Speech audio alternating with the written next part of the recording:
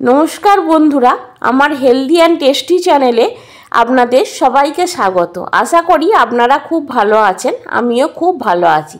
आजके आमी आपनादेर करे देखाबो सजने फुलेर एकटा सुंदर रेसिपि। आपनारा तो सबाई जानेन एई समय सजने फुल खावाटा खूबई उपकारी, सेइजन्य सजने फुलेर विभिन्न धरनेर रेसिपि हय। आपनारा एइभावे आलू बेगुन आर बड़ी दिये सजने फुलेर चच्चड़िटा एकबार बानिये देखबेन।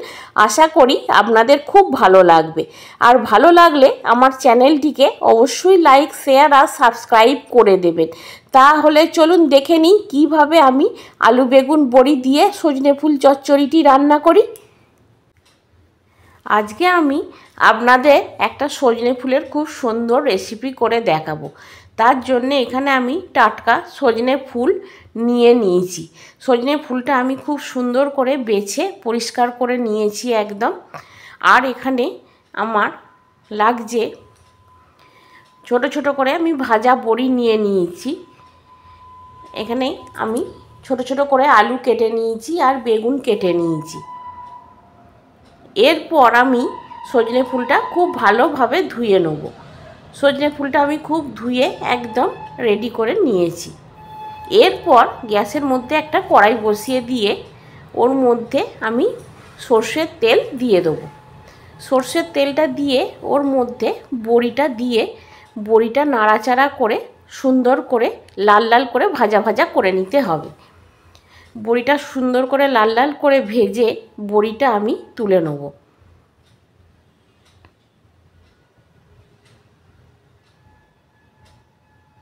বড়িটা লাল লাল করে ভাজা হয়ে গেলে বড়িটা তুলে রেখে ওই একই তেলের মধ্যে আমি দিয়ে দেব অল্প পরিমাণ 5 ফোড়ন আর একটা শুকনো লঙ্কা দিয়ে ওর মধ্যে কেটে রাখা বেগুনটা আর আলুটা আমি দিয়ে দেব।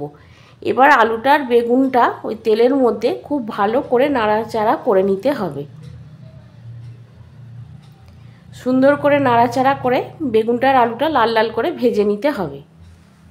এইভাবে নাড়াচাড়া করে ভেজে নিয়ে ওর মধ্যে আমি দুটো কাঁচা লঙ্কা ভেঙে দিয়ে দেব। কাঁচা লঙ্কাটা দিয়ে আবারও আমি নাড়াচাড়া করে নেব। এইভাবে নাড়াচাড়া করে নিয়ে ওর মধ্যে ধুয়ে রাখা সজনে ফুলটা দিয়ে দেব। সজনে ফুলটা দিয়ে ভালো করে আবার নাড়াচাড়া করে নিতে হবে। সজনে ফুলটা একটু ভাজা ভাজা করে নিতে হবে।